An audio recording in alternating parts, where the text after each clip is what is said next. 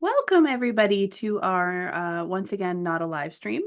With me, of course, is my friend here, Stef, in Mm. Scotland. How are you? Hi. I was very excited that you're in Scotland today, even though you're always in Yeah, Scotland. So I I'm was really always in excited about that Scotland. today. You are That always there. was Today a we really goofy laugh I just did. I went, what was that? everyone here is used to the many voices of Stef. We're good. And if you're not used to the many voices of Stef, you can be by checking us out on our regular podcast material. We cover HOTD and Fire and Blood on our Mm-hmm. podcast. Just Kiss by Fire, the podcast. You can find us wherever you Hi. listen to podcasts. Get all the business out of the way first, and then also you'll find through this episode.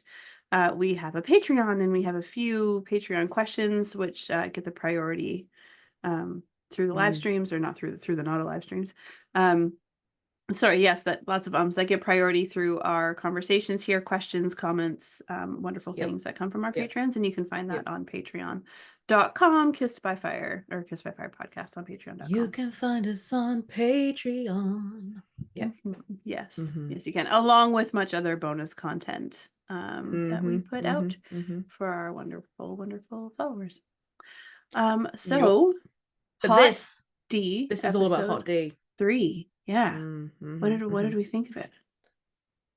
I know some people didn't like it, and I do think if you're probably a non-book, you probably were like, what? Another episode of ahing, not as much action. But that's what Game of But Thrones I know, was. I know, I It's know. But I it's think people are like, politicking. I want dragons, and I get that. But I actually, there was a lot in this episode I really, really liked, actually. So I didn't mind it as much. Um, but I can understand why there's some mixed feelings. But I'm actually just, I don't know why, but my voice just like went higher at the end there. But I'm just like really enjoying. I'm gonna stop doing that now. Mhm, But I don't know mhm. why my voice did that. But I'm just enjoying going along for the ride. I'm actually trying. It's so hard when you have a content page because you have to overanalyze. And I've watched the show, so it came out at 2 a.m. here. I didn't get up for that because I sleep terribly anyway. I don't need that shit. No, good for you. Um, I'm glad you didn't. I'm glad you didn't. I did it for the first episode because of hype, but I'm not doing that anymore. It's awful. I feel terrible. I can't do it. I'm too old. I'm nearly 40. I'm not doing that shit. Um, so I watched it. So my kids are on holiday, and I was taking them out to museums today. So I got up immediately. First thing I did was watch it first time, and then think about it while I was out at museums, going um, and then came home and immediately watched it again. And the second time I watched it, I'm taking notes, and it took me over like 2 hours to watch an hour-long show because Yeah. I'm Yeah. so it's hard to just go along for the ride when you're analyzing it like this. But Mhm. I am also just trying to just go, hey, Ryan, just tell me the story. I don't want to kind of be disappointed with it. I think people are very ready. Not everybody. Every person, people. I think it can happen that you go, this isn't how I wanted it to go, or I want more of this, or blah blah. But I just want to allow the story to unfold and look at it as a whole to see, well, how do they do it next episode? Because they might be setting something up that just is amazing. You just Yeah. don't know. You And just don't know I yet. really want to just relax into it and go, I'm just going to allow the story. I want to wait and see and go, oh, this actually really paid off, or that wait was just worth it. Because I know episode 4, for example, is going to be a banger, quite literally a banger. Like it's going to be suddenly escalated very much so, and I Yeah. think they're Yeah. leading us up to that. They are. I can feel that um too. yeah. I also caught it a little late. I was out. It's Canada Day. We're in Canada, and it's Canada Day weekend. Today is Canada Day, but yesterday we went and celebrated with my in-laws. So I Mm-hmm. got home after 9 to watch it and put it on. And one of the I just I'm struggling. One of my biggest compliments from last season was how much I really enjoyed the pacing. Nothing felt rushed, nothing felt slowed down. It all felt appropriate and planned out and poignant, and I enjoyed it a lot. And it's possible that they have just more time to do season 1 because there's like the pilot and then the time for it to be picked up that they can build and create and stuff. I don't know. I don't work in Interesting television. because some people did not like the pacing and felt it was rushed. Season 1 was rushed.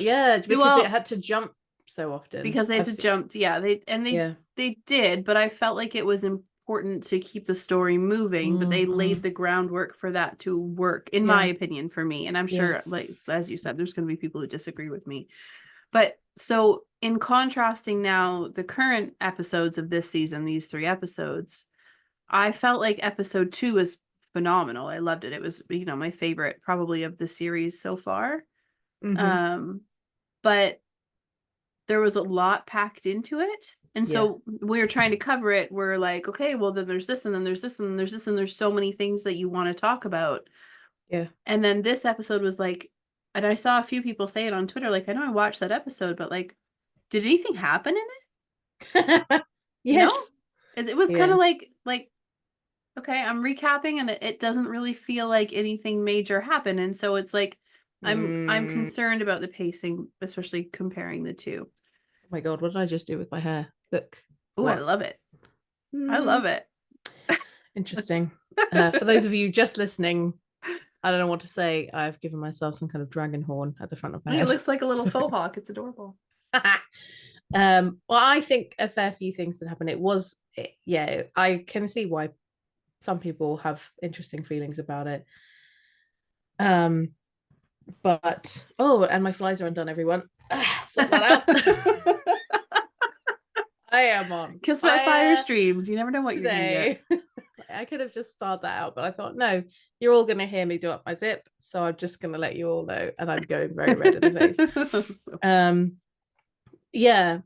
Who in House of the Dragon, by the way, would be the kind of person to walk around with their fly undone and not realize? Kristen, no, he'd be because Alicent would tell him and take advantage of it. I don't know. Aegon, maybe he'd walk around with it like that. His Beavis and Butthead Kingsguard members, perhaps. Oh yeah. Well, let's get to that.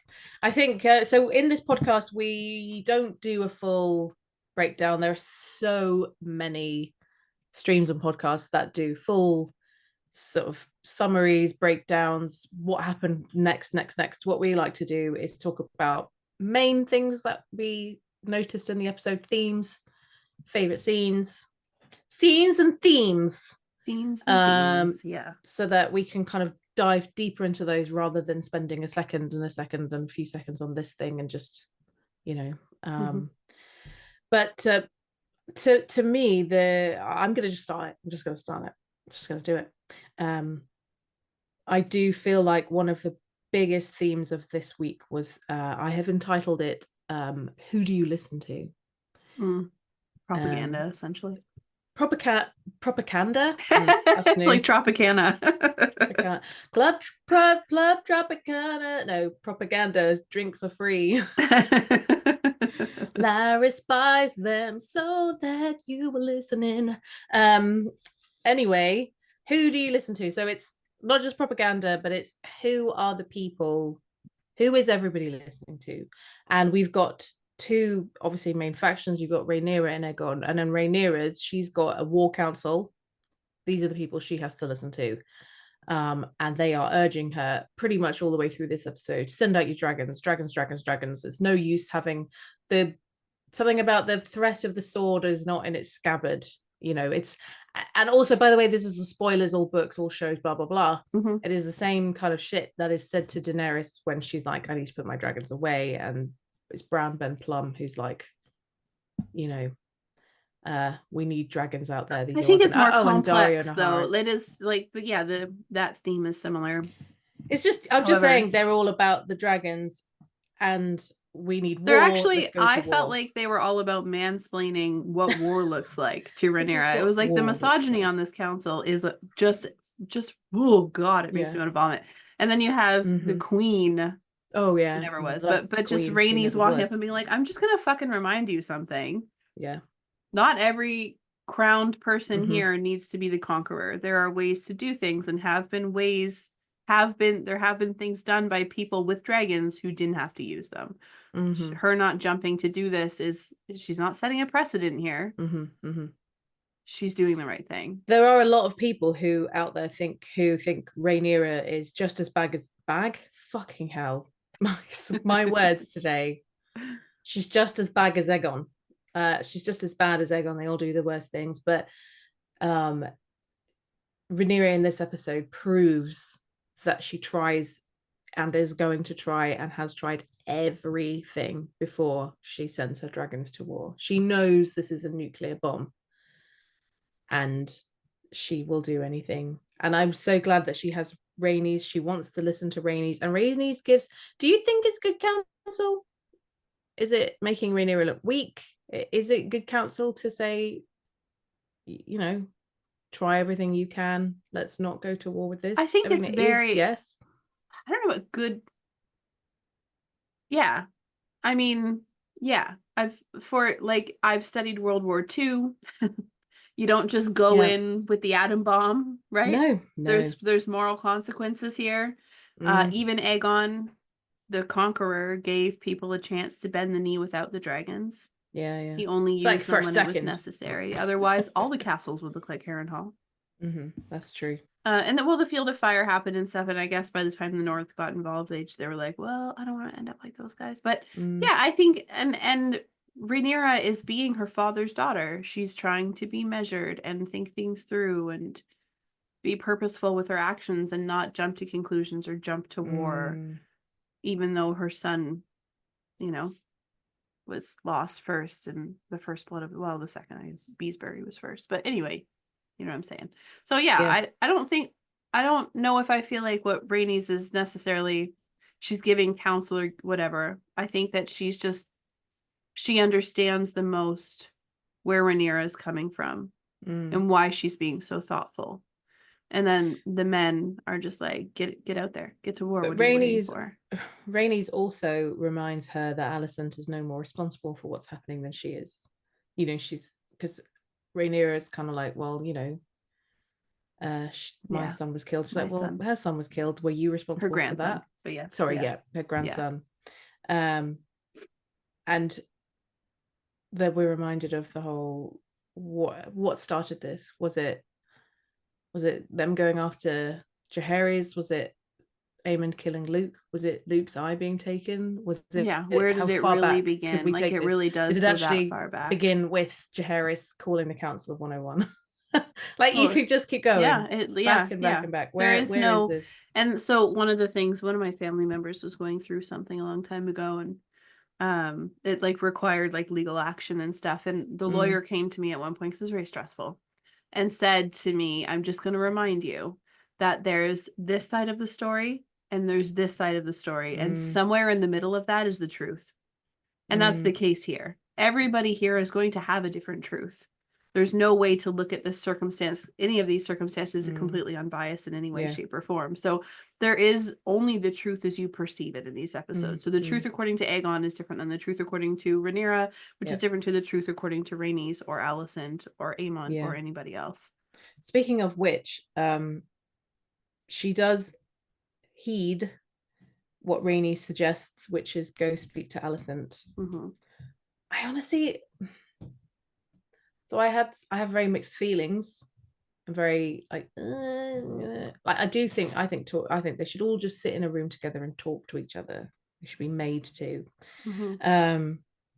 But the danger that Rhaenyra puts herself in by going to see Alicent, she does listen to her. She does secret herself to King's Landing, but it's so dangerous.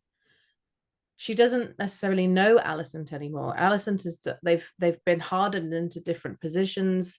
Alicent, as far as she's aware, thinks Rhaenyra had a hand in killing her grandchild. Going to King's Landing, you don't know what mindset someone's in. Even if you think, oh, there, she's my oldest friend, you just don't know. And all Alicent had to do in that moment was go, scream. guards, come get her. Yeah. You know, what was Rhaenyra's plan? Like, because the guy gets left outside and he's not in armor, doesn't seem to have a sword. I don't know. No. He might have had one under his clothes. He had a He dagger or little something. Yeah. And she's obviously got a dagger. And but she's what not was she anywhere gonna near do? him either. Like, it's not like he can jump in and protect her. We saw in the last episode that when men come around with swords, she's not capable of defending herself there. So no, she wasn't raised to be a warrior queen. No.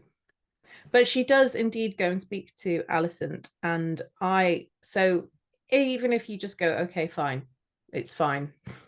She's with Alicent now and they're just talking. And Alicent's definitely not going to just go shout for her guards. And even at the end, she could have done when they were finished talking, when they had clearly left in bad faith with each other. You're like, Alicent, you could just end, you have her there. Why are you not? There's so many of these where you can nitpick that. The other one was last season when Rhaenys could have just Dracarys. I know. Everybody in the dragon pit. And then even in this one with Baela, with Kristen Cole and Gwayne Hightower. It's like, I know. We'll get to that though. We'll get to it. Yes. But they do have a chat. And I did love the chat. And I mean, once again, Emma's facial acting is just incredible. Well, I'm sorry, but she had to act just with her face. I could not take her seriously in that nun outfit. But I just mean like the words, like just there's no word like to when Rhaenyra hears Alicent talk about the prophecy, and the acting. Is that what Emma's acting with their face is just like, yeah. You didn't even know what you were hearing. He talked about the prophecy with you, and Alicent's like, fucking prophecy, what?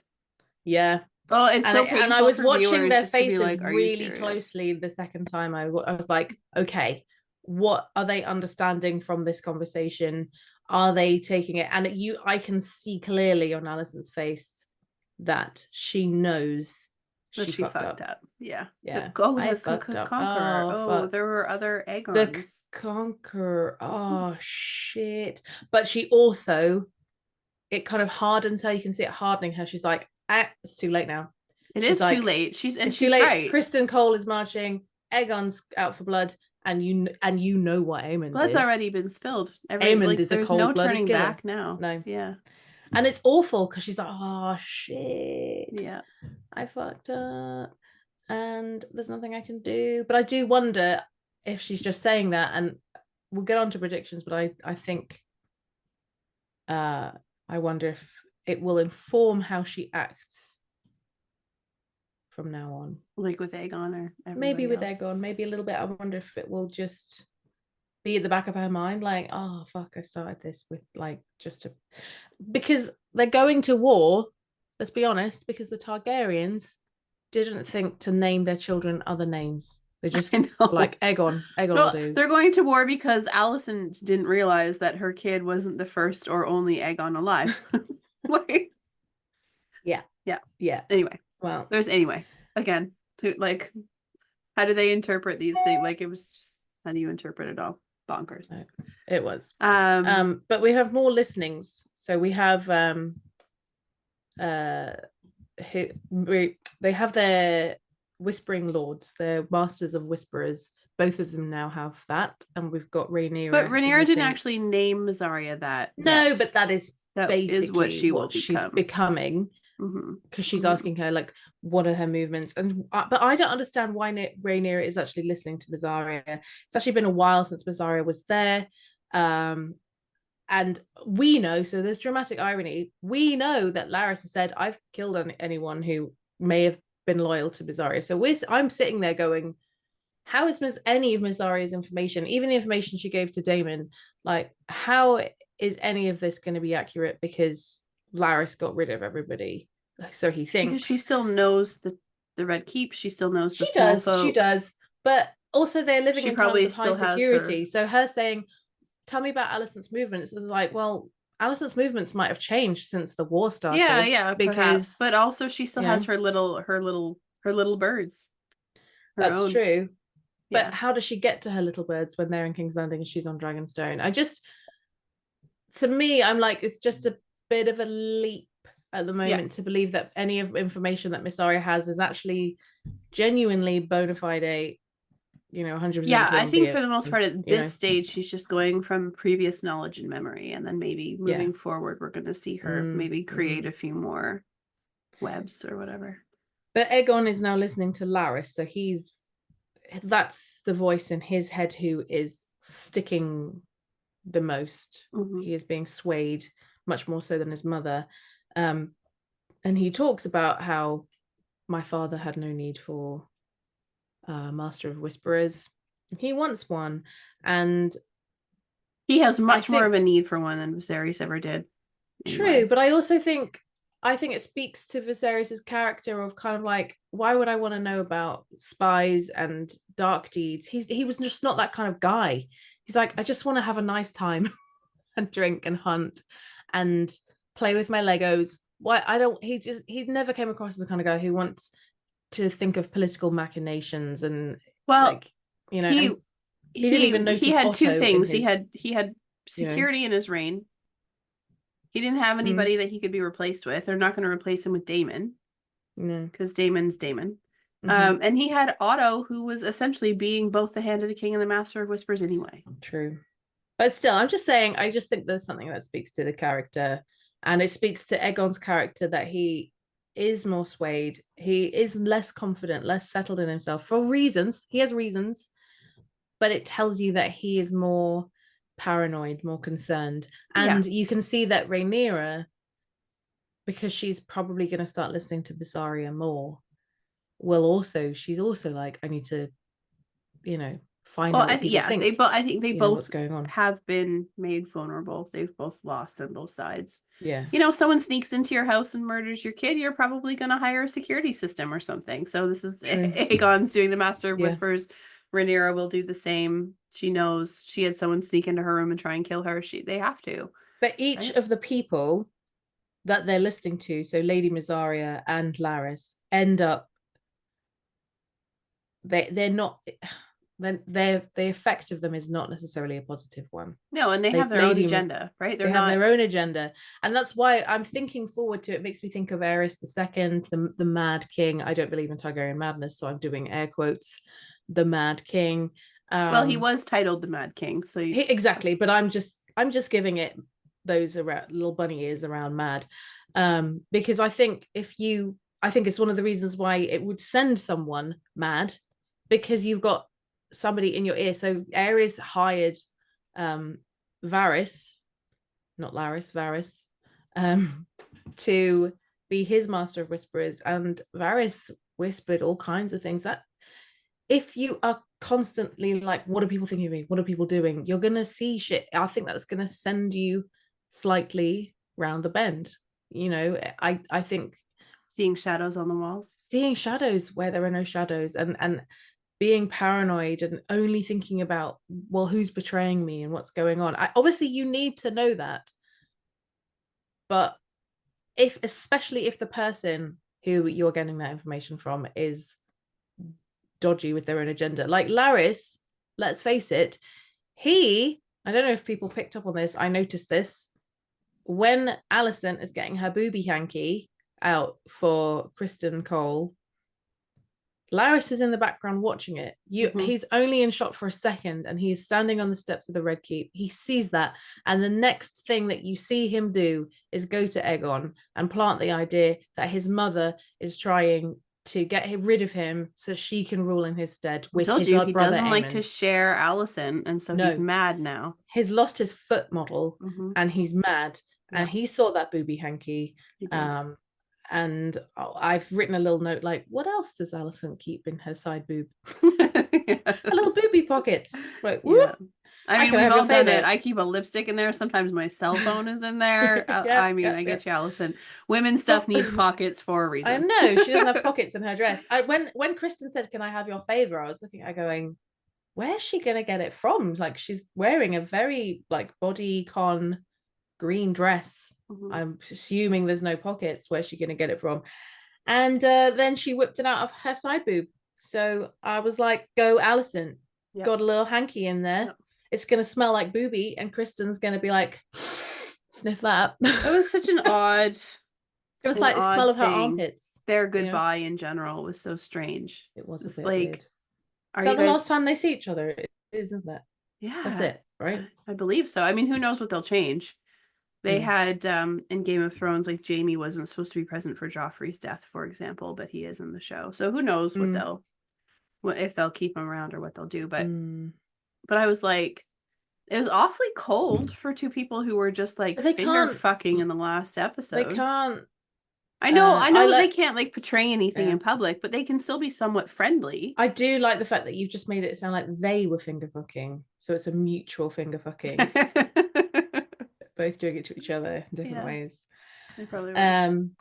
But we get the other side. So Aegon is listening to Larys. Who else is he listening to? His doofus Beavis and Butthead. Beavis and Butthead, his idiot friends. They are now. What the hell? I spent a lot of time watching this going, what the hell? Why are they now his Kingsguard? You don't appoint your friends. And Kristen does not approve. Like, Kristen has no honor, but he had a different understanding of honor in the Kingsguard than these guys do, for It's sure. the only time I have ever been agreed with Kristen. Like, I agree with Kristen. When he sees them sitting on the steps. And I think it took me back to being a teacher. Yes. When a kid is like trying to give you shade and they're like, what? And you just give them the look of, just stand the fuck up. I'm walking in the fucking room. You need to fucking stand up. And I had that like teacher rage of, you need to respect this person. Stand up. Stand up, my friend. But then also like juxtaposed within yourself, like, but it's Kristen Cole. So but it's like, just Kristen Cole, so whatever. But they just like, they're sitting on the steps. They're leaning against walls. They're just laughing. But it's like they're meant to be like vows. Westerosi hipsters. Oh, I know, that's true. They got like, underneath their armor, idiots. They've got really tight jeans on. Yes, exactly. And they've got like a 1-gear bike somewhere.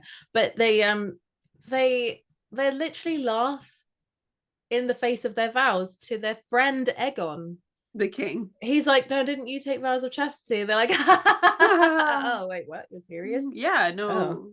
Of course we do. Like, they're just like, what? He just went, oh, you want my friends to be my Kingsguard. Like, are they even good at fighting? That's it. That's the bigger thing. I think he's torn. Aegon is being he's trying to be this people pleaser with people like outside of his own council, outside of like Aemond and stuff like that. He really does. Do you know what? It reminds I'll me. just give my friends this cool job. I'm going to hang out all the time. Like, I totally love that. You know. But it makes me think of people who are like, when it's time to pick teams at school, and you pick your friends rather than the people who are good at it, and then you still lose, and you're like, oh shit, I shouldn't have picked these guys. Did you watch Ted Lasso?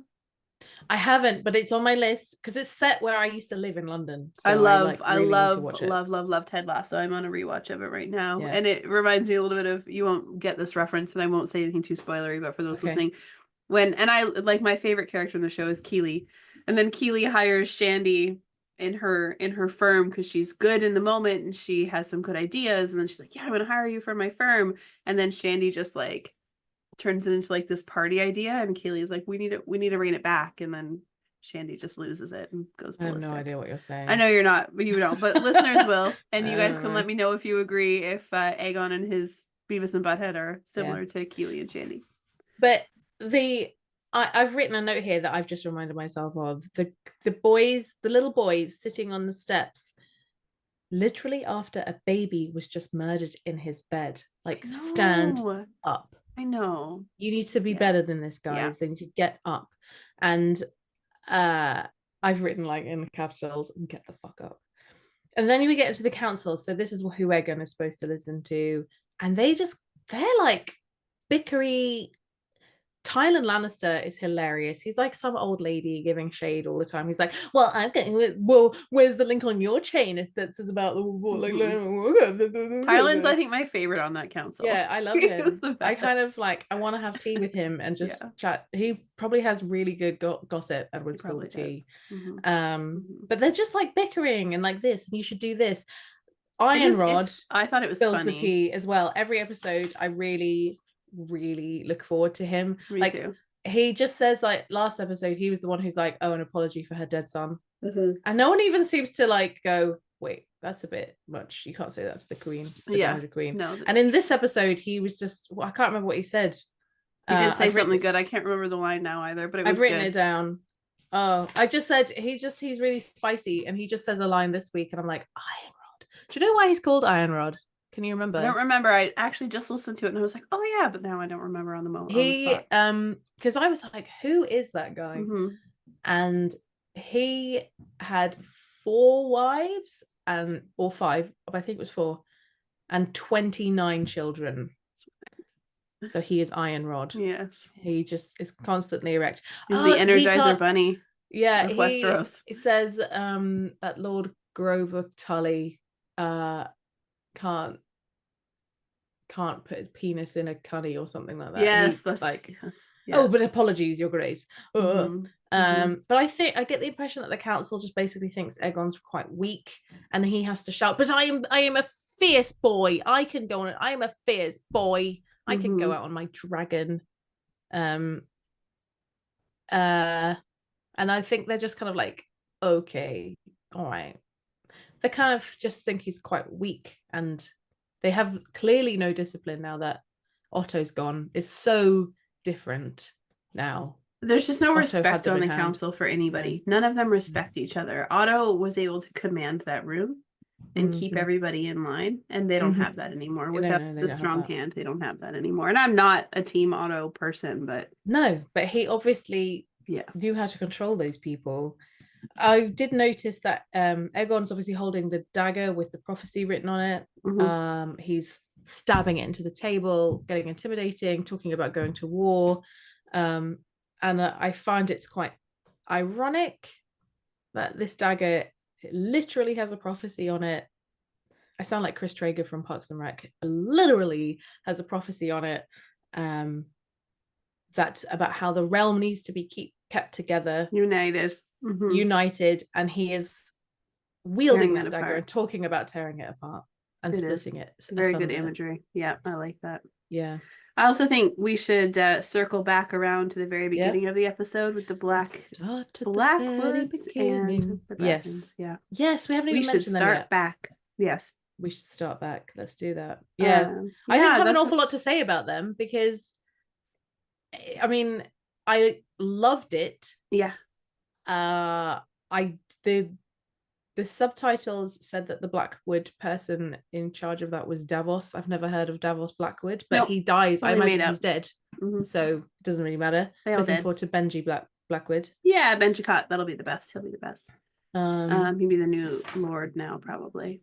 Yeah, I just wanted to come in and be like, just to talk about how the realm this is an example of kind of how the realm is willing to tear themselves apart. And this is just gives some of those houses with long time enmity a reason. Yeah.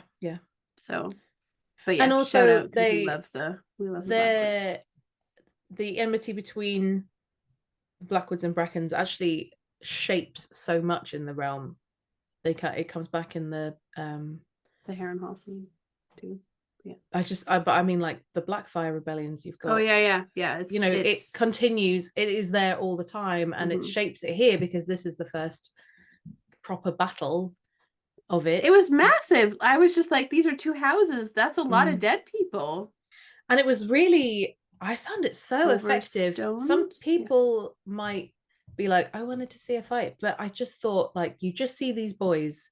It shows the escalation of war. It shows what Rhaenyra is trying to avoid.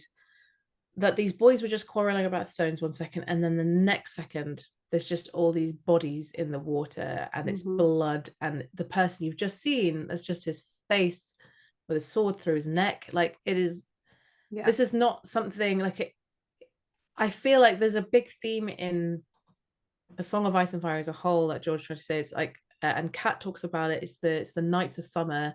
After the nights of summer have gone. Do you know that song? Yes. Boys of Summer. Don Henley. Sure it is. So I sing that song whenever I think about it. But it's the boys of summer. It's the nights of summer who have had not necessarily had any war. Some of the older guys may remember no, they probably wouldn't even remember Maegor. It's done. It's a long time ago. Yeah, it's a long time past, and even it comes up in the chat between Rhaenyra and Alicent again. Like, yeah, we watch this, we know how ready the realm is for a fight, for blood. Yeah, even and Attorney will bring it out, and here we go. And Attorney brings it out, and all those guys needed. They weren't really fighting over Rhaenyra and Aegon. No. They just hated each other. They just and they used it as an excuse. But that's what I mean. So that's they are the extreme example. You know, if there's a whiff of smoke happening anywhere, you know, a Bracken or a Blackwood are going to make You've something got of it. my verbal diarrhea disease. No, my dyslexia doesn't like those two names beside each other at all. Yeah, so but if there's something going on, those two are going to take advantage of it. But so it's easy for them to fall into it, but the extreme at which it happened shows how spicy the realm is going to get. Oh, spicy. Right? Yeah. Spicy. Definitely. But I thought it was a really good opener, actually, and I was not expecting that scene. Picture me at 7:30 this morning, watching it, like, oh, cool, it's Brackens and Blackwoods. Boo, I hate Brackens. Yay, Blackwoods, and la la la la la. And I wonder how, they'll just like blah blah blah, because I knew the episode was called The Burning Mill, because when I clicked on it on Now TV, was it? I tried to search for the episode name this morning and I couldn't find it anywhere. No, it was The Burning Mill, and I searched for it because it didn't have it on. It just said episode 3, and I was like, oh, what's this called? I wonder what it's called. And they said The Burning Mill. So I was like, oh, they're going to do the War of the Burning Mill, so I guess there's going to be a fight. And then they're just sort of talking, and then boom, dead bodies, just a pile of dead bodies. And I thought, wow, and I felt a bit sick actually looking at that. Do you want to do? You got a really interesting point about seed planting. Do you want to talk about that? That's so we didn't touch on it yet. I was going to say it earlier, but like my theme of this episode is this episode, even though I find the pacing kind of funky, is that it plants a lot of seeds, and that they will grow later. So it's like actual eggs, actual dragon seeds for who's going to take over what in the future. So the Blackwood Bracken, I'd say that very intentionally, fight is a seed for what's going to come up later. Major characters that become majorly important later. So it's going to come in with that. We've already met one of them, but it was so brief that we don't, a lot of viewers might not. Are you talking about all together? No, I'm talking about Ben Blackwood, who will become the Lord now. We met him. He tried to get Rhaenyra's hand, and then he killed a Bracken. That wasn't Benji. That wasn't Benji? What was Benji? No, it was someone else. I think he's unnamed. I think a lot of people thought he was Willem Blackwood, but Ryan Condal was like, no, he's unnamed. He's an unnamed Blackwood, and that's an unnamed Bracken. I did see that History of Westeros posted something today that Ryan Condal has said he tries to keep a lot of those ambiguous characters unnamed, to not make it more complex. But anyway, so that's a seed for later when Benjamin becomes heir and everything that happens with his sister. And anyway, so it's big. But there's seeds getting planted all over the place. And actually, I think my favorite one, very, very minor, is the conversation between Rhaenys and Corlys. It's brief. It's quite affectionate between the two of them. She's taking care of him. I took a little note of that scene, that I kind of like how it looks like she likes hanging out in his little wood shop, or it's like it was very cute. And they're like chatting and making out, like eat my little bit of bread, flirty and sweet together, and she was taking care of him. I'm not an invalid anymore. She's like, whatever, you're still my baby. I'll take care of you. I liked it, but they're talking about who will be the next Lord of the Tides, who's going to take over High Tide once Corlys is gone, and how he doesn't really have an heir. It would be Joffrey. He was willing to name Luke, but Joffrey's never even been on the sea, and it seems like Corlys, so we saw last episode the conversation between the boys, Alan and Adam. He owes us something, he owes us, right? And so it's sort of ambiguous, like it's floating around in the back of our minds that Corlys owes them something. You have Corlys here going, this man saved my life.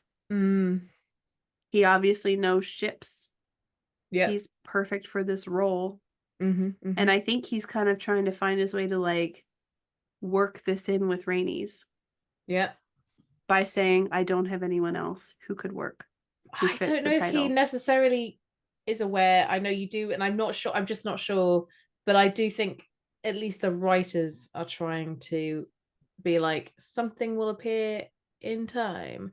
But it did make me think, I wonder if he does know, and he's Yeah, I think, like I said, I can see him not Mm. knowing with one. I can't see him not knowing with two. yeah.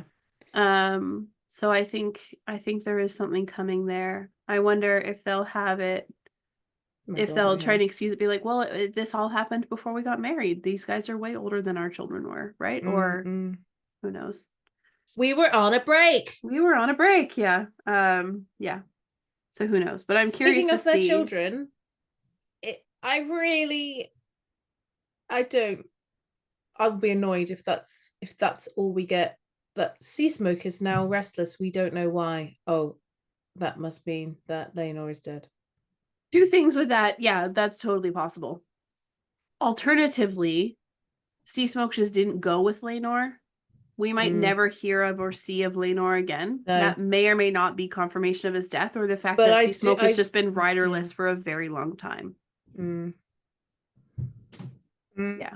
Because we saw him restless in the last episode. But I love that it was Mysaria that had to be like, maybe he's lonely. Maybe And he Rhaenyra is was like, oh lonely. yeah, maybe. What's up? People, what? Oh wow, look Yeah. at my hair. Look at my hair Now today. it's doing something a little crazy. Yeah.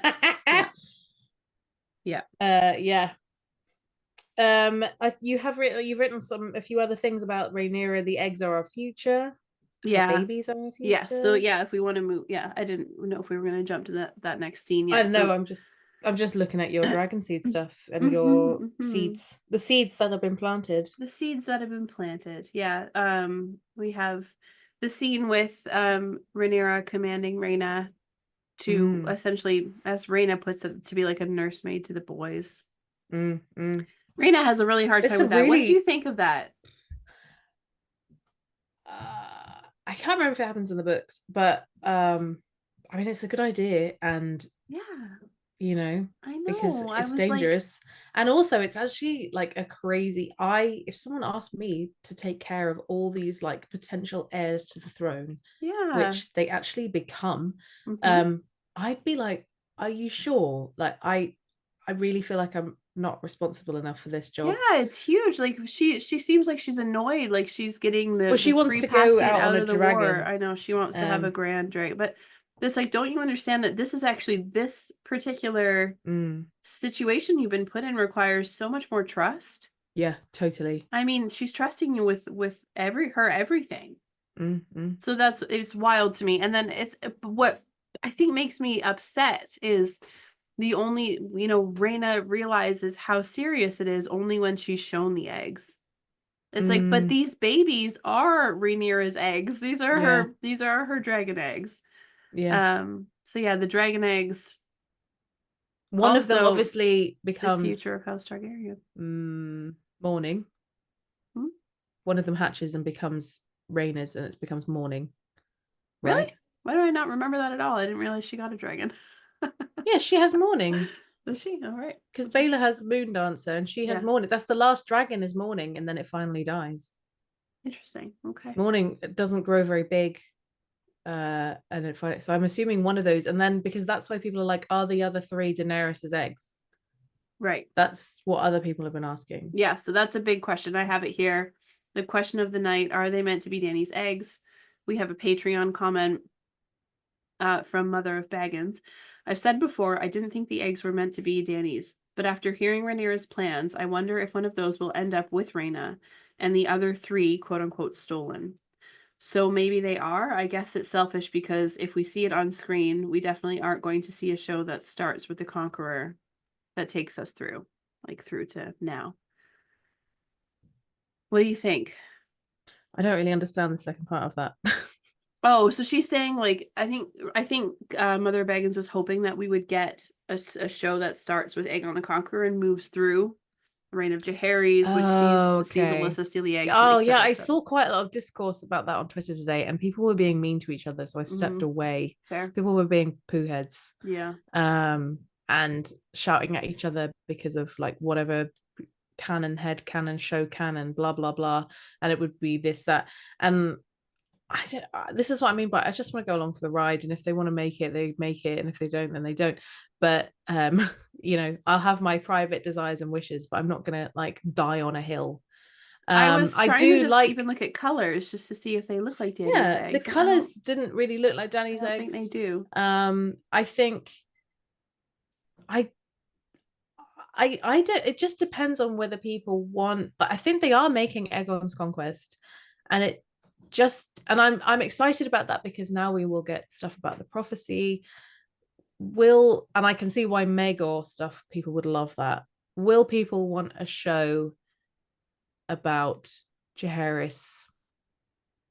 I don't know, because his is a long and peaceful reign, and yes, there's some really interesting stuff. Some of the best stuff. I mean, maybe I'm just biased because that's where we are in the book for our podcast, our regular episodes right now. And I'm 1,000% biased because my favorite beloved character is in this part.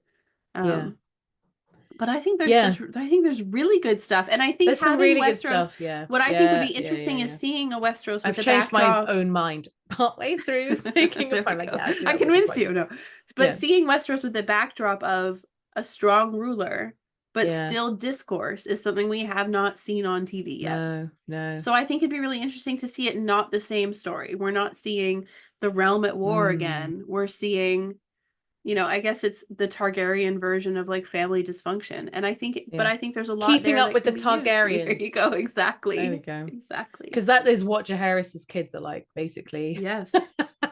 Yeah. And and the rest of his family, to be perfectly honest. But that was a great question from Mother of Baggins. She's Patreon, so we got to hers first. In fact, she's asked us two this week, so we'll get to hers again in a minute.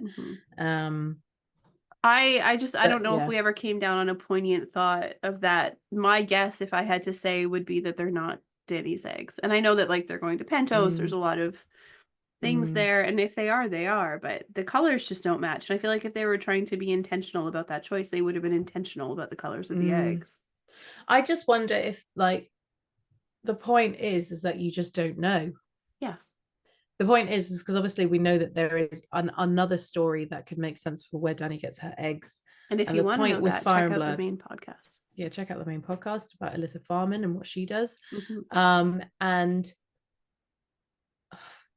I think the point of this show and the point of that George is always trying to make about Fire and Blood in particular is that you just don't know. And we have wondered about dragon eggs. There are actually, we've asked ourselves a few times, and it's a one we've talked about doing a Patreon bonus episode on, of where are all the dragon eggs that we know about. And there are other dragon eggs. There are Aegon the Fifth ends up with 7 dragon eggs that he tries to hatch. There's a dragon that tries to be hatched at White Walls. There are random dragon eggs at different places that these ones could have 1 or 2 or both or none. We're also only on season 2, episode 3 of a show with how many seasons and how many episodes we don't know yet. We don't know. Trying to say for certain that these are or aren't something that comes up 150 years later. And we don't know about the dragon lore about whether the dragon eggs can change color. Like they're living, there's dragons living inside. It's true because Illyrio does say they turn to stone. Yeah. So sure, it's possible that these are them when they're fresh hatchlings, and then they turn to stone and something changes about them. So don't get it's it's fantasy, it's high fantasy.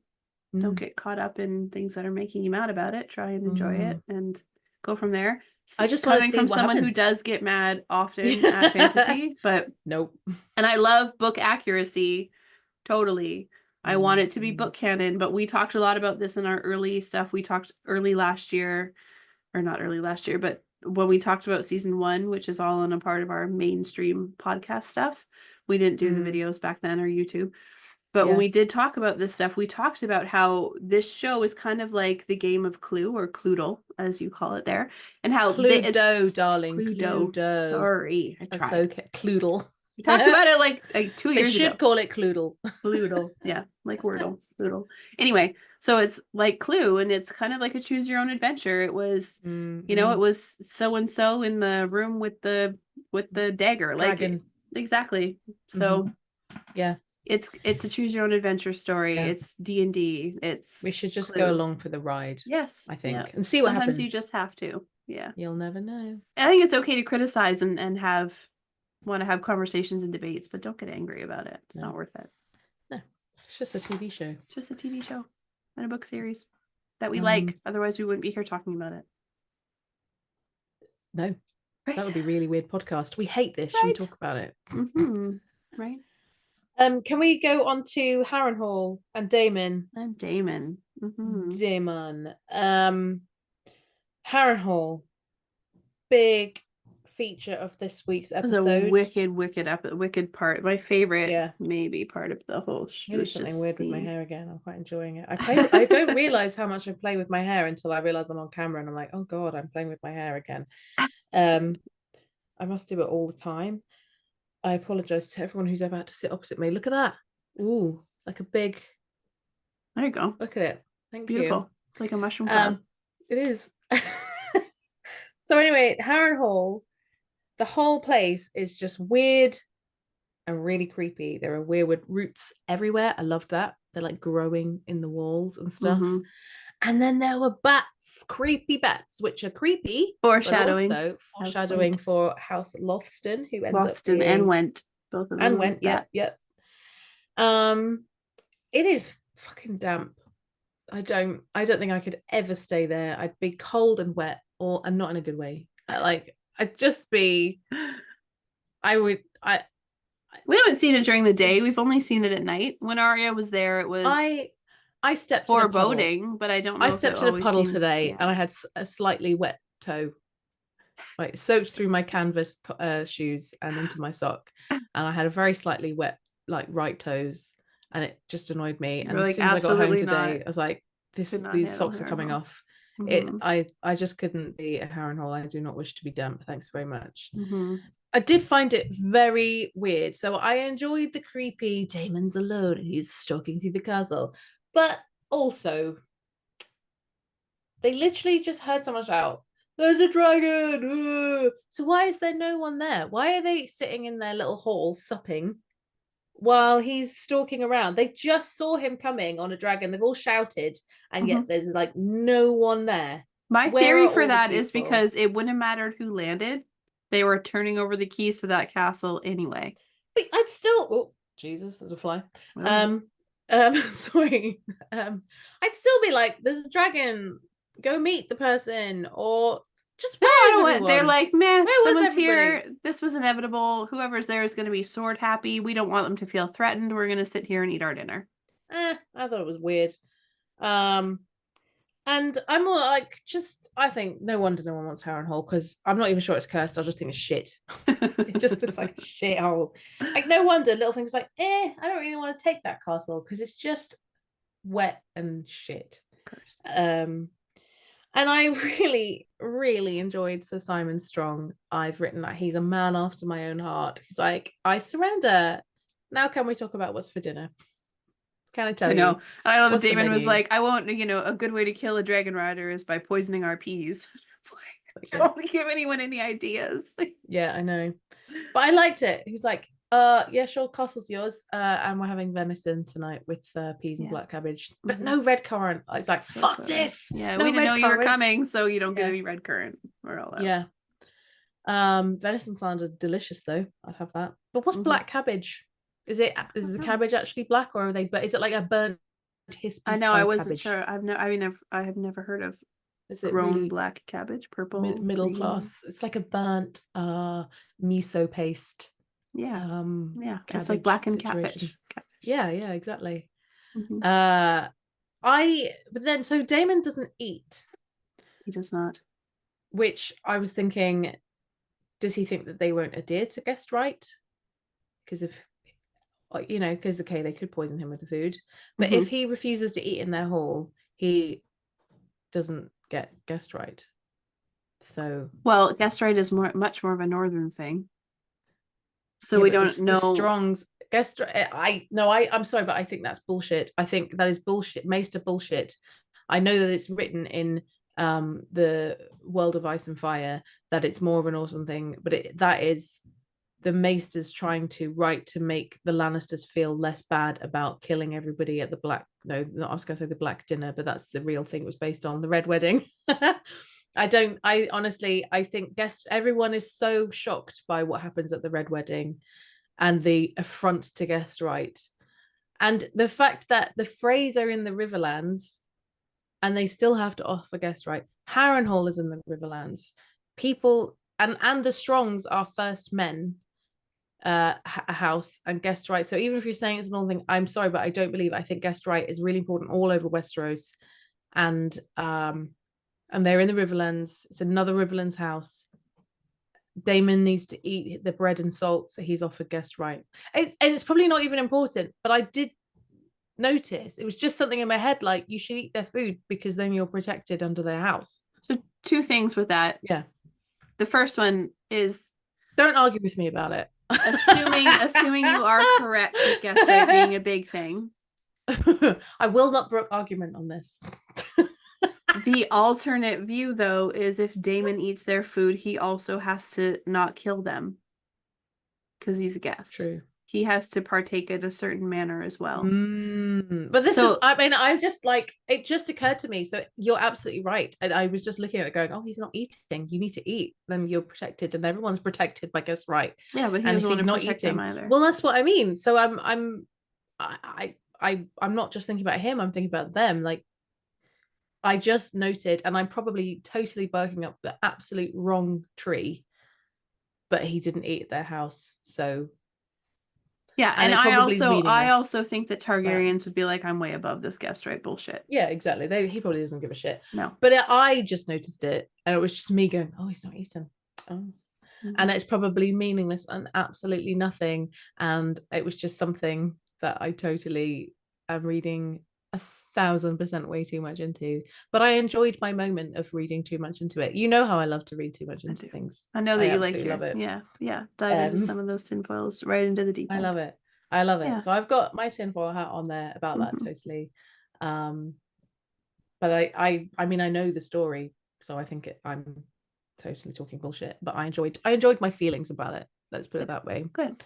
Yeah. But yes, not eating also protects Daemon from breaking guest right. That's my stance. Exactly. Alice Rivers. Yes, we meet Alice Rivers. We see her for a second, twice. They don't like Larys. He knows. Basically, they're like, we know he's a kinslayer, but also so's Daemon. Daemon is a kinslayer, so I wonder how they feel about that. That's kind of awkward, you know. Yep. The whole I made a joke on Twitter and I don't think people really got it. It was too subtle. But I said that Sir Simon Strong is getting Daemon's pronouns wrong. Oh yes, I did see that. Yes. Because he wants to be called Your Grace. Your Grace. Which is kind of like not quite right. He's the king consort. But the queen consort is called Your Grace. I don't know. I was trying to look it up and I couldn't find it out. They do. They call Helena Your Grace. They call Alicent Your Grace.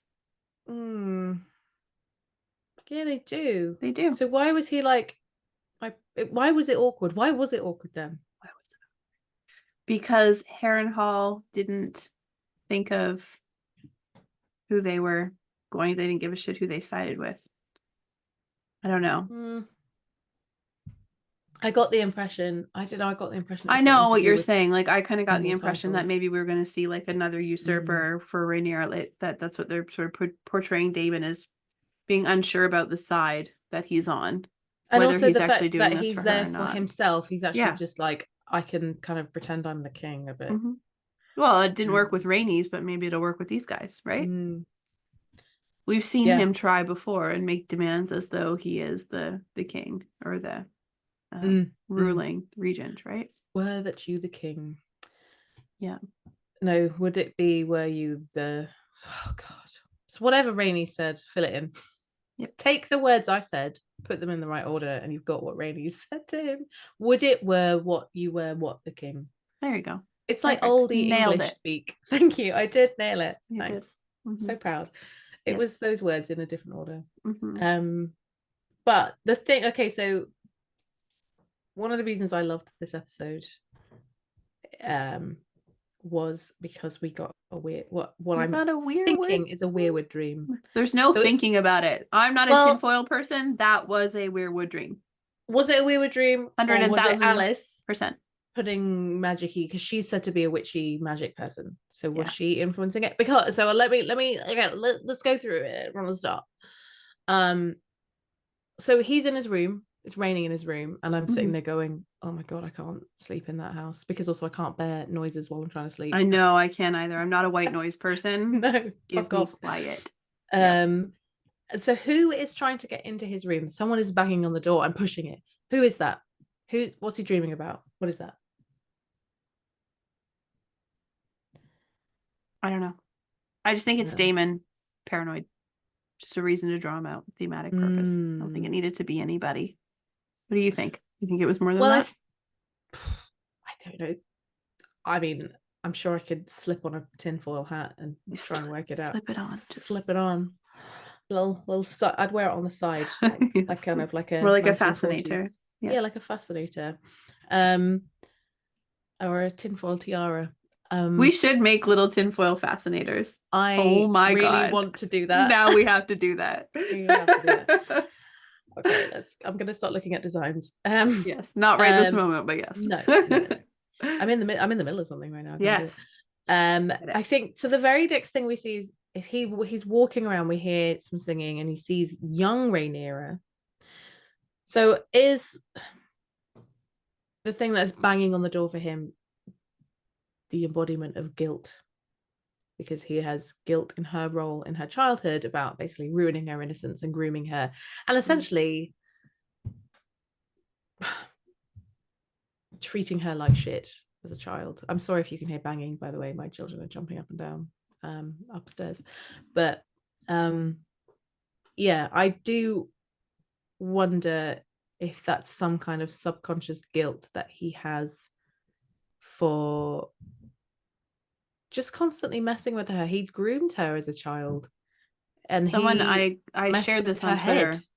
I just wanted to share this with you because I thought it was maybe the best take I've seen on this at all. So I shared on Twitter, the Millie Alcock was back, and I said, is it interesting or creepy that he dreams of his niece / wife as a child? And this commenter said they are at Kel events, KEL events. The point is that this is the Rhaenyra who idolized him, the one that had all the faith in him and doesn't find him pathetic. Ooh. But then she's the one who cleaning up his mess now. Right? So it's like he's failed her in every place he could have, maybe. Right? Failed every version of her that he's adored and was adored by. I like it. That's a really good take on that. Right? I really liked it. Whose head was she sewing onto her body? Was it Jaehaerys? Yeah. Or was it their... Because I saw someone say it was one of their children. No. But I thought it was Jaehaerys. It was Jaehaerys. And she does say always coming and going, aren't you? And I have to clean up after you. Yep. It was good. And then we get a shot to what I am wondering. I've got like a thumbs up happening situation. On the screen, not like anywhere. Yeah, I wonder if it'll show up on like the I know on the live. Funny. I'm gonna throw in a little. So it changes like color, the resolution, the whole mood, the whole you've got hearts, that's nice. Everything changes to him being by a heart tree in a godswood. Now, did he sleepwalk there? Or is he actually still dreaming at this point? I feel like we're supposed to imply that he's woken up and gone, huh, where am I? Oh, interesting. I thought that he was just wandering around and checking out the grounds. And so he was there and then he fell into this dream. So that's interesting. Different. No, I got the impression that he was asleep and now I'm confused. Sleepwalked there. Interesting. Either or. What? It's all right. But the one reason why I'm like, is it a Weirwood dream or is it Alice It's because she was right there. right? Because you're supposed to be thinking with him. So it was a very good cinematic trick. You're going, he's obviously going, where am I? How did I get here? And you're thinking that too. You're going, where is he? How did he get shit, here? he's How here. did he get there? And then the answer to your question is he turns around and Alice Rivers is right there. So are we meant to imply? I feel like there's meant to be an implication of, did she do something? Is she giving him the Weirwood dream? Is she? Did he eat the poisoned peas? Did he eat the poison peas? Like were they actually magic she roofied mushrooms? him. Yeah, exactly. I just feel like there's meant to, because my immediate, the way it was a really good like camera like trick where you're looking at him, you can see what he's thinking. He's thinking, how did I get here? Fuck was that? And then he moves aside and it's Alice and she's there and you're like, that's how he got there. She fucked with his head and gave him a weird dream. Maybe. So, but I love the fact that it could be a Weirwood dream and we're getting Weirwood dreams because we didn't get that in Game of Thrones. Yeah, they weren't really there. There was some weird, odd dreams, but only Bran really, and they missed the out. Biggest one in Game of Thrones. The fact that it's Daemon, who quite clearly wasn't a dragon dreamer. Yeah. Never mentions them, doesn't think dreams didn't make us kings, dragons did. Yeah. And it's Viserys' brother who's like dreams. But he's in Harrenhal where there's literally Weirwood roots everywhere. And it's a very magical, like they're next to the God's Eye and the Isle of Faces. There are literally Weirwoods everywhere. This is one of the reasons I loved this episode. And I got very excited, like, ooh, Weirwood dreams, Weirwood shit, Weirwood lore. Yeah. I love this. I love that Daemon, non-dreamer, is having weird fucked up dreams. But did Alice kind of do some juju to enhance a possible Weirwood dream, or would he have had it naturally? I just feel that there's a very slight implication that she, but I'm not even sure if he was awake. Yeah, did he dream it or not? It's possible it comes from Alice. My personal take was, yeah, like she's there and she's influenced, maybe like Mel and like, strengthened by where she is. But I think that it was just sort of happenstance that he was there, not because she drew him there. But who knows? I don't think she drew him though. I just think, did she do, because it said that she's a witch. So did she do some kind of witchcraft that gave him a weird dream that night? And then she's like, you're gonna die here. I'm doing that in my best Scottish accent. You're gonna die here. You need to be like a Scottish New Yorker because that's what she is. She's got both. Cool. She was born in Scotland, but she spent a lot of time in New York, and so her accent sort of. I'm walking here, and you're gonna die here. Yeah, you gotta bit of both. Meld them together. Yeah. Anyway, she's phenomenal. She is. I'm really excited. It was great.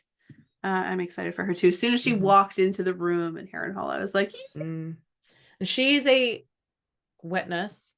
And you and I feel very strongly that Aemond is gonna bring out his milk fantasies with her. I think he was doing it in the brothel.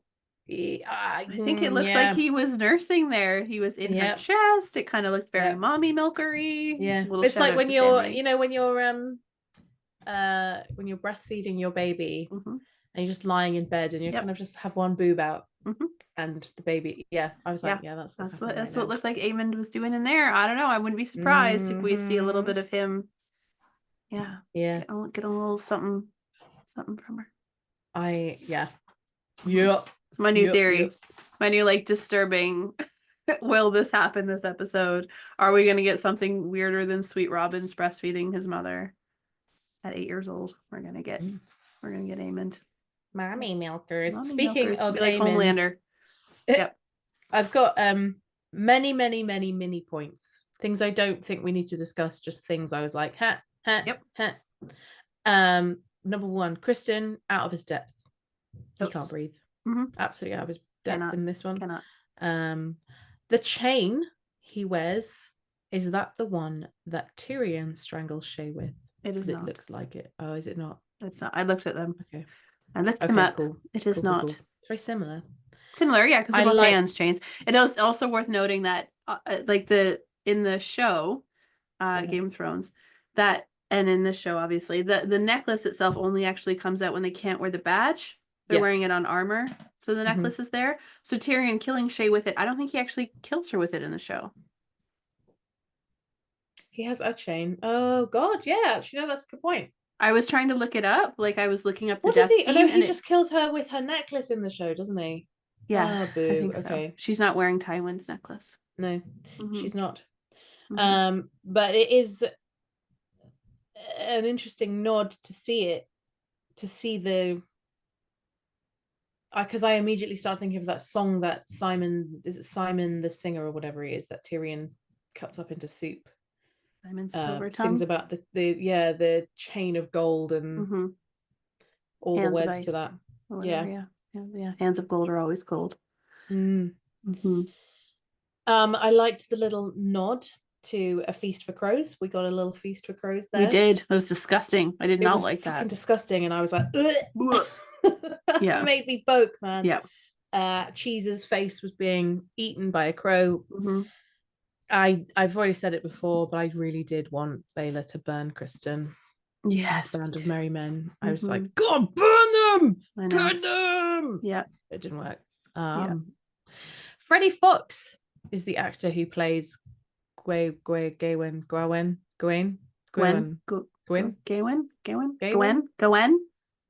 can't remember what his name is. Gwayne. It's not Gawain, but I'm calling him. Isn't it Gwayne? Gwayne Hightower? Gwayne. It might be Gwayne. Dwayne. Gwayne's World. We obviously paid attention. Yeah. But Freddie Fox, right? Join us on Patreon for it's details like this that brings people coming back. I'm sure it's Gwayne. It might be Gwayne, but I'm now just thinking of Gwayne's World. Party on. He's played by Freddie Fox, and he has a very weird face. He's got a beautiful face. He does. But he has plays creeps. Face. He plays creeps in almost everything I've ever seen him in. I've never seen him in anything, as far as I know. I haven't looked. He's done quite a lot of British drama and films and stuff. He plays creepy people. So whenever I see him, I'm a bit like, because it just makes me think of all the creepy people. He was in this true story. In fact, Game of Thrones crossover, he was in something called the White House Farm Murders or the White Farm Murders or something, which is based on a true story of a real crime story that happened here about a family in Essex where basically the story was that this girl had schizophrenia, and apparently she shot her whole family, including her children, in this farm. But it turns out it was the brother, and Freddie Fox plays the brother. Crossover is that her best friend was none other than played by the actress who played Yara Asher Greyjoy. Oh yeah. Gemma Whalen, yes. So little crossover there. Freddie's in House of the Dragon. She was in Game of Thrones. And he is so creepy in that TV show. It's a really good TV show. So if you can get it in the US, if you can't, if you're in the UK, watch it. It's very, very good. Very it's a bit shocking in places, but I suppose if you watch House of the Dragon and Game of Thrones, you're not gonna live or like this happened in real life is so much more creepy than anything made up. But he plays creepy people. His brother is a really horrible person. His brother was Lawrence Fox, who is a terrible human being. He's like a actor turned politician who hates trans, gays. He's really racist. So I always wonder, like, are you like the whole? It's like a family. It's like a British acting dynasty. The Fox family. We've got loads of Foxes. The Florence. They're the Florence house. But he plays creeps, and he is again Gwayne's World. Gwayne. Can't think. He is playing this posh boy bullying. It's again the only time I'm like, oh, poor Kristen. When this dickhead posh boy who's like, I definitely wasn't poor Kristening in that scene, but I think I almost had sympathy. I think the actor for Gwayne has just perfect resting bitch face, and on a man it's not as like common. So no, but he was basically shaming Kristen. It was like kind of elitism. You know, it was like totally like shaming the scholarship kid at the posh school of how, well, your parents are poor, how did you get here? Yeah. Ooh, I love being told what to do by a Oh. Dornishman. Yeah, But I'm like, it's yeah, kind of you Mean know Girls. what? It When was I Mean hate you Girls. both, It I was just don't really Regina. care. I'm just gonna sit and watch with my popcorn while you two, I know, you know, but it bitch was each other Regina. out. What's her face? Regina Regina Phalange from George. that's it from Mean Girls. Like, Roberta oh, I love that Phalange, skirt. Regina George. Just saying. No, it's not. It's Regina Phalange. It's Roberta Phalange. It's not Roberta. It's not Regina. Isn't it? It's not Roberta though. Do we know anything about anything? What is it? I'm actually Googling right now. I'm gonna have to know, otherwise I can't. Blah blah Phalange. Blah blah blah. We should also look up this Gwayne's World. Party on. I'm a dude. Blah blah blah. Gwayne Hightower. It's Gwayne Hightower. It is Regina. Gwayne's You are World. right. Regina. Regina. You're right. There we go. You're I was right. like, sorry. I I don't feel like Regina vindication. doesn't sound right to me. Maybe it's just your accents making it not sound right to me. Yeah. Because she says it in this really fall like into racism. no, yes, it's racism. I'm absolutely racist against the You are against totally the British accent. She's actually always racist, and I have to cut it out all the time. I don't think you can be racist against a female British person. I don't think that's Not female, thing. but yeah. Oh, sorry, That's fine. That's fine. I look like one, but I'm not one. But yeah, I think you. Yeah, I probably. I meant when Phoebe says it though, she goes Regina Phalange. She says it in this like weird. Yeah. Phoebe uses this weird tone. Yeah, she does. Regina Phalange. Yeah, it's probably because I said it like Regina. Yes. Yeah. Regina Phalange, which is the capital here of one of our provinces. Regina. Really, it means Queen Regina. Yes, I know, that's why it's called that. Yes, Queen. After yes, Queen Regina. Victoria. And it rhymes with vagina, which is fucking hilarious. Yes, that's why a lot of kids can't even say it in school. It's really funny. Yeah. We have because there's like loads of our songs are still in Latin, and Vivat Regina is something I had to sing a lot at school. And it just sounds like Vivat Vagina. Or I've got a vagina. Mm-hmm. And I remember people when there was King Charles's coronation,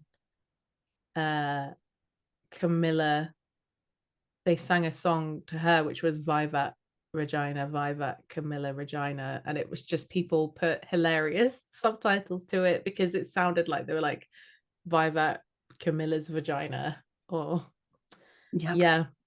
So anyway, how do we go to that? Yep. But yeah, I think we're talking about posh boys bullying the poor kids, and I got that impression. The other thing about Freddie Fox as Gwayne, confirmed Gwayne's World. Mm-hmm. When Baylor is about to burn them, I actually think he does shit himself. I do mean literally. I think they make it look like he's crying and pooping, mm-hmm. and then crying a bit more, and then mm-hmm. pooping, and then pooping a bit more, because he like sits awkwardly in his seat. You won't be able to see it if you're just listening, but he kind of like sits like oh, I've just shot myself this shit out. I tweeted it. I tweeted that. You tweeted it. He shitted it. Yeah. He pooped it. You tweeted it. I think he does, right? Yeah. I was like, you know, in this moment, he's thinking, I wonder if they can smell shit through my armor. I shit my britches. And what's he going to do? How's he going to deal with that? They're now not going to the Bull to go and have a nice, comfortable night. They're going to sleep in the forest. Shower it off. He can't wash that off. He's now going to have poop. Maybe he'll find a river. Do they have spare clothes? Maybe his squires have some spare pants. He probably would. He would. I mean, he's you know, he's especially stay at inns. He definitely has spare clothes. Yeah. Other little tiny things. Aemond threw some shade. Yeah, we talked about that briefly. Yeah, at the small council meeting. Yeah, we can't afford your loss. Wink. Mm-hmm. Winky wink. Mm-hmm. But speaking of Aemond, we had some kink shaming from Aegon. Boo. He was like laughing at him, and then that all was so strange. We're looking for this very specific whore for obviously a reason, but I'm going to shame Aemond for liking her. And we see more of Aemond's body. I've just made a big note of just penis, and also did he walk home naked? I kind of get the impression that he just was like, "Fuck my clothes." Pop on Vagar and fly home. I don't even know. Like, he just had a naked walk back to the Red Keep. He did. He probably was handed He just a left his robe or clothes something on the there. way out. You know what was interesting too, though, about that scene was she's just a whore. So it's like that belittling of the Yeah. small folk again. Yeah. And also, he Aegon's doesn't mean it. He has to say that because his big brother, who has is bullied poking fun him at him. way more than, like, I know Jason Luke got all the blame for it, but it was always Aegon. Yep. Sorry about any noises. I think someone's in the bath upstairs, a You're child, right. most likely. Okay. But his brother's bullying him, so he's just like, no, it's just a whore. You know, it's like when someone laughs at your bike at school because it's like, And then you put it down. Whatever, and you're like, no, I hate it anyway. It's Mhm. rubbish. And he's done that again with her, and that's not very nice. But bikes don't have feelings, and she does. That's true. That's shit. But that's her job, and that's exactly what they're capitalizing on. She But- can't afford. If he comes back tomorrow, she can't afford to be mad at him. No, of course not. For it. On that subject, why again, a silly thing that I'm like, I kind of love it, but it's so silly. Why the hell was Aegon out and about in a tavern while there's war going on? His friends, his goofy friends, didn't even have their Kingsguard armor on. I know they wanted to just be pals, but like, they didn't have armor, and they're just walking around. There's like a war, like they're at war. Why is he just wandering around taverns buying people drinks and laughing and stuff? Because Aegon wants Aegon wants to be the king of the small folk. He wants to be liked. So he's gonna walk out and be like, yeah, okay, like I could use to take a load off and do what I used to do before I was crowned. But he's the king. Yeah, but he needs not to for like 5 minutes. This is his habits. This is what he's done his whole life. Just walk out and do these things and own the bar and whatever. And now he's gonna walk in and be like, okay, I'm king, but let me just buy you around. It'll be fine. No one's here. But also, his friends should have been like, okay, we'll need to go in full armor. And where was Laurie's talking him out of that plan? I know. Where was anyone just saying this is a terrible idea? Because someone needs to be in armor. Like, yeah. It was stupid. But what's also interesting that we haven't really talked about, which maybe we can briefly comb over, was the stuff with Ulf, who we did see last episode briefly. I didn't like the Ulf bit. I don't like, you get it a lot. I do not like scenes where someone walks into a bar and everyone's like, hey. I just don't, like, that doesn't happen in real life. Yeah, no, I think it was just supposed to be like, he's recognizable. So like, he's known to the small folk. He has a familiar face. It's just meant to establish that. What I thought was interesting was, obviously he's telling the story about how he's a dragon seed, and even saying these things out loud would be putting his head on the line. And meanwhile, he's still blah blah blah talking about it everywhere. And they talk about how he doesn't look like who he's claiming to be. Even your hair isn't. But then you could flash to this other character that we've met briefly who does have silver hair. Yeah. So it's meant to sort of tie up these two sort of missing link characters, which they're doing the same thing with Adam and Alan. For anyone who hasn't read the books, might not put together these links. So those are, I like how they're doing that sort of storytelling of introducing them, and then they'll pull it all in later. I also like the seed that they sowed of him not being particularly loyal. He's like, Rhaenyra is the queen. Yeah, she's Aegon walks in and he's like, everybody hail the one true king. Yeah. So I know. Yeah, we do. That was good. I liked that too, because that's a very good foreshadowing for what happens later. I've only got a couple of tiny little things that popped up for me that I enjoyed, and one was I like Rhaenyra keeping it real. She's cleaning up after her kids. She had a long day. She's having a glass of wine. Yeah, she wants to just watch her missing programs. Her babies though. She's missing her babies. Stepping on Lego, like, ouch, put it away. I liked that. I also enjoyed the bit where she talks to Mysaria and she's like, what do you want? And she's like, I want a place at your court as a thanks for saving you. And Rhaenyra's face is like, lol. I don't know I don't think that their face was like lol. I thought, but it was just like, I think she was taken by surprise, and then she's like, how is this going to benefit me? But I think my favorite thing about Rhaenyra is just how much you can see happening behind her, like inside her head. Is just like, she's not saying words, the lines aren't coming out, but she's thoughtful. So she's filing that into one of her many open tabs, and gonna come back to that later. Yes, I have like two more, and one of them is, I think Lady Jane is gonna be like, they played me like a fool, because I will send you an army if you I send me a know. dragon. Yeah. And they're like, here's the a tiny smallest dragon we have. Like, she's Yeah. gonna be like, right, thanks, guys. I've got two other things. One is this, I feel like the show is telling us what happens when playground squabbles are continued by grown-ups who have dragons and egos. Like, it's just playground squabbles. But the last thing that I want to mention is when Alicent and Rhaenyra are talking, Alicent says that she's not lied, it was real, and she says, I swear to you on the memory of my mother, and she gives her a look, because that is what Rhaenyra said to her when they had the discussion in the Godswood. Again, they're in a godly place. Rhaenyra swore that Daemon didn't touch me. I swear on the memory of my mother. And Alicent is here swearing on the memory of her mother. And she gives her like a full see, I can do it too. Yeah. But I'm not lying, because she does believe it. She does believe it. But also Rhaenyra wasn't lying. It wasn't Daemon that touched her. It was Cole. He did touch her though. But yeah, but he didn't fuck her. Like, the point in that scene was that he didn't take her. He didn't touch me, and he did touch her. But anyway. But it was more, anyway, the point of that scene was he didn't take my virginity. No. Someone else did, but not someone else did. So it's half truths on these swearing of oaths. But we did have some questions. We'll go to the first one needs to be a patron question. I feel like we're missing one. Nope, I've got them here. I only have two.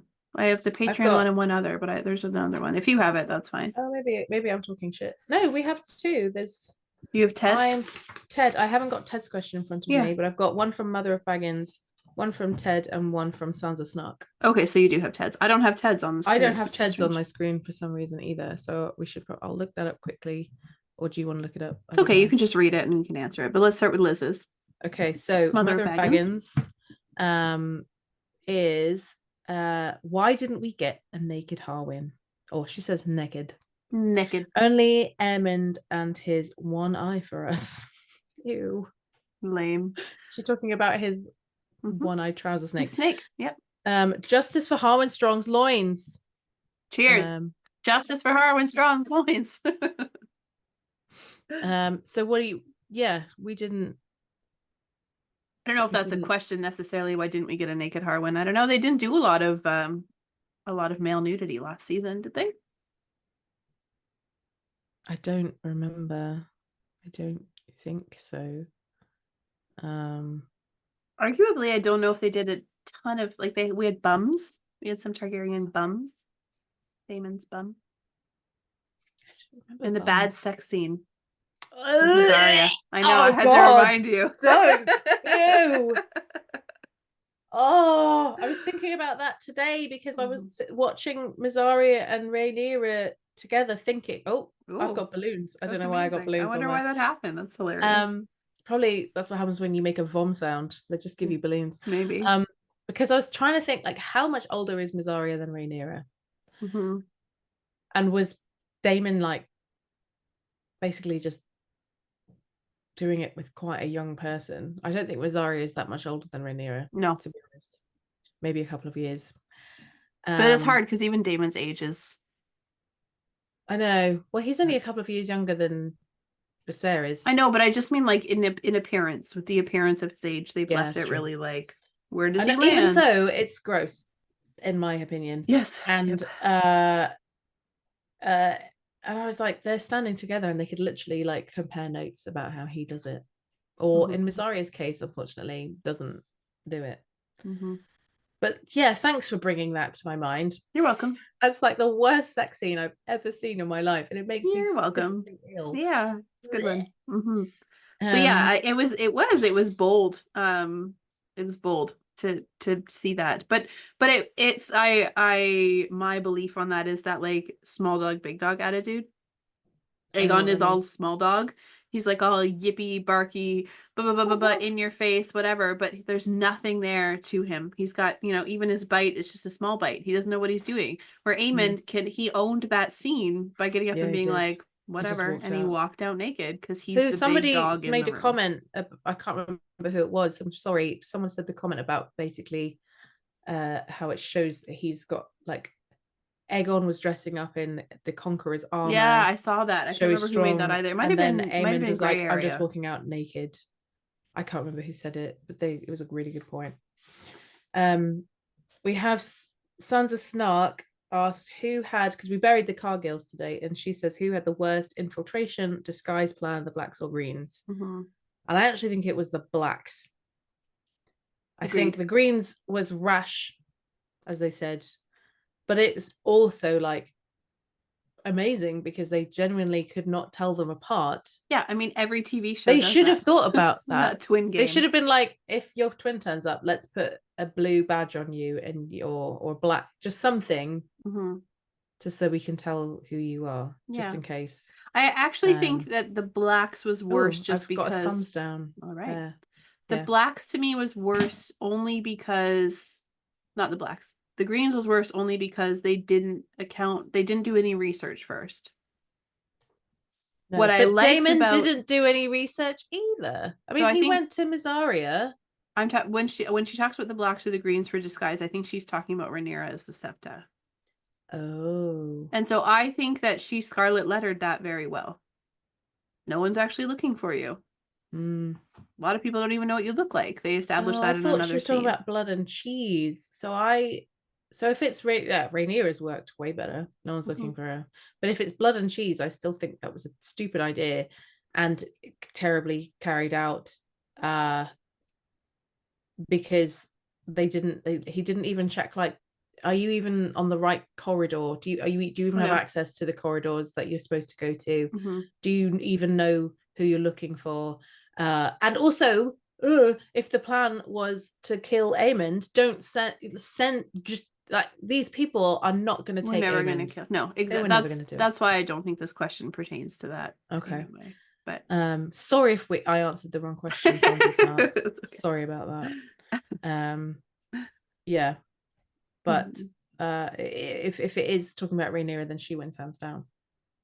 Yeah, so. I think so too. Yeah, Scarlet lettered it. And what was Ted's question? You have it there? Ted's question is, and this is a good one. Yeah, that's why I was like, oh, I want to answer it. It's not there.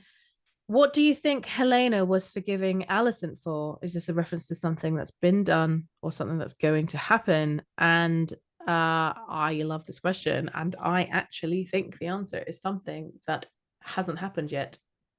Because I don't think Helaena is I don't think there's enough to forgive Alicent for having sex in her bed with Kristen Cole at that point, because it's not Alicent's fault that the baby's died. I think we're going to find out. I think it's whatever it is that causes Helaena to jump away from Alicent. Whatever it is that makes Helaena not want Alicent to touch her is whatever she's foreseeing. And I think all their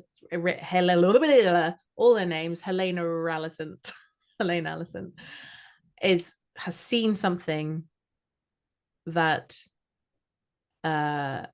she needs to forgive her for. And my other prediction that I've made before, that I think, and I'm not sure if it's going to be part of this, but it did make me wonder, is that Aegon is going to need to make an heir, and it's going to be suggested potentially by Alicent that he, or I hate to think that Alicent. I don't think Alicent will suggest that. Not after. No, I know, but I'm wondering, will Alicent just cover it up, or will she just not do anything about it? I don't know. And it may not be to do with it, but I just have a feeling deep inside my big bones that it has got to do with whatever it is that Helaena doesn't want her mother to touch her.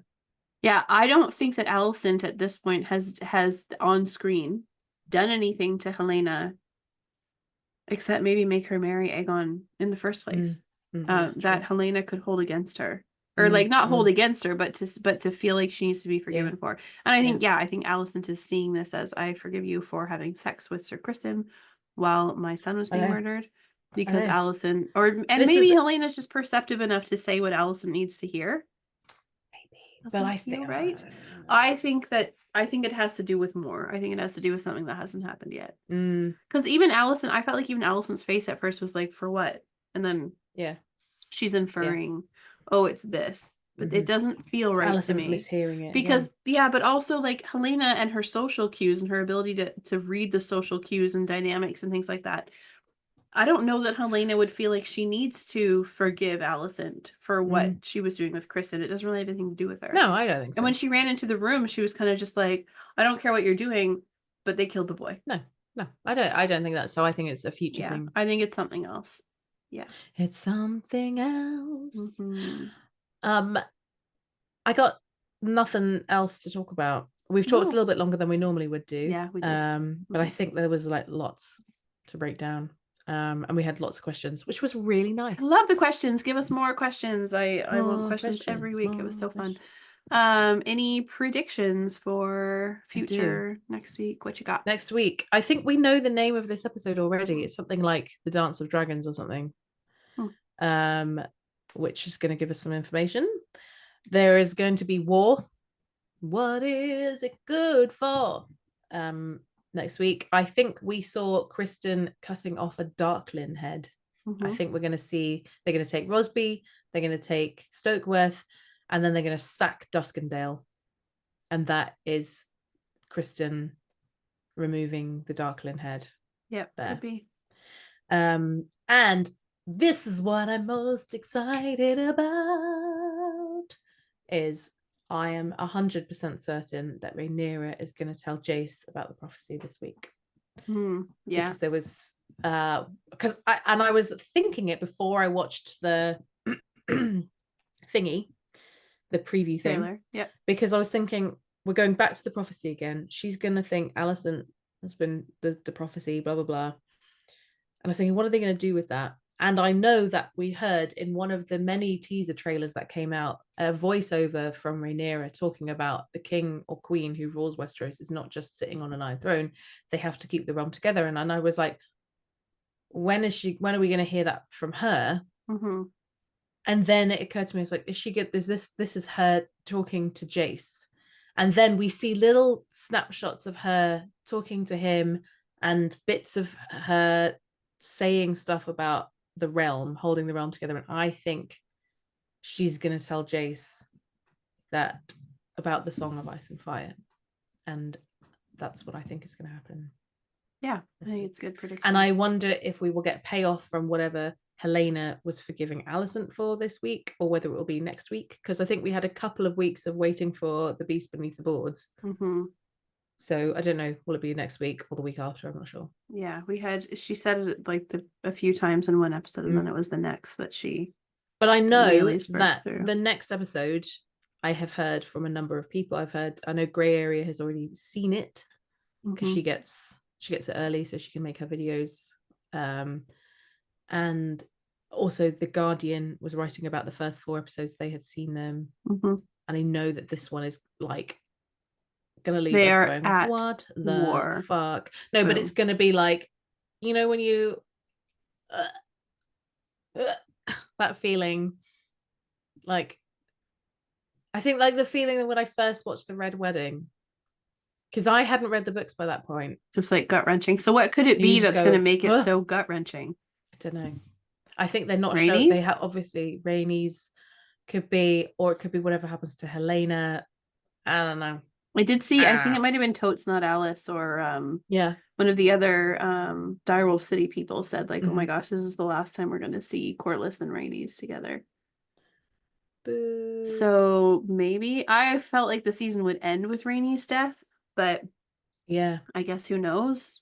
I feel like, I don't know, I feel like it'd be too soon for her to die, because it happens, she dies and then Aegon gets really burned, and so I feel like we need... Well, because they mentioned Rook's Rest in this episode, didn't they? So they're going to take us to Rook's Rest next episode, maybe.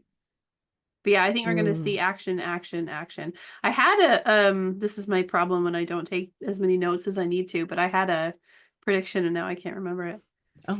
And I didn't get a chance to write it down because it was like an errant thought while I was parenting, and now it's gone. Yeah, it's gone. I love those. I should just have notes on my phone. Pull it out. Yeah. Whip it out. Anyway. Do like a voice note. Note to self. Yes, blah, blah, blah, I should next time. And then I can just like play the voice note. Yeah, exactly. Yes. That could be the poll podcast. It's just Beth playing her voice notes. Playing my voice notes. You're welcome. Stef gets so many of them. You should be jealous. I love a voice note. I love leaving them. I find love it so them hard too. to write my thoughts down. Yeah, I do too sometimes. It's just, and it's part of it's my dyslexia. And if I have too many things in my head, I'm like, I can't make this into words. So I'm just going to say it. Just say it out loud. Yeah. It's like having a little podcast. Wow, it's like a Exactly. little podcast just for you. I love it. Settle down, a little bit of popcorn, and listen to your voice notes. I love it. Yeah, have a cup of. Have a nice cup of tea. All right. But I think that's us. I think that's it. Yeah. We hope you enjoyed it this week.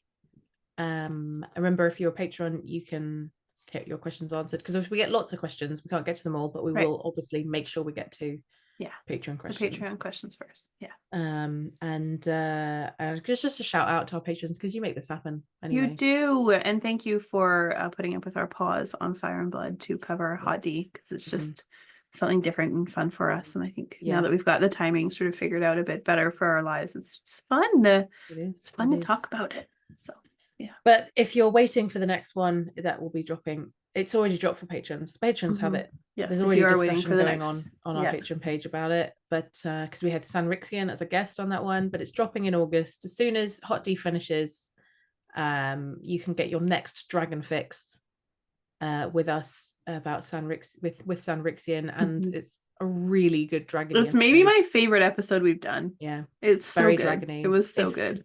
Spoilers: Araya Targaryen. And Sanrixian just like fit right in with us. Like she could be one of us. It was just so good. It was great. She is one of us. She is one of us. Exactly. Could chat with her every single time we record. It was amazing. Anyway. Okay. Cool. That's it. Let us know what you think. Give us your predictions, thoughts, opinions on takes, all the things. We love to hear back from every listener. And here's to the next one. Yeah. The banger that's coming. The banger that's coming. The prince that was promised. The banger that is coming. It's the banger that's coming. Anyway. On brand. I'm gonna end it as on a dirty note. Yeah. Love it. Bye everybody. Bye everybody.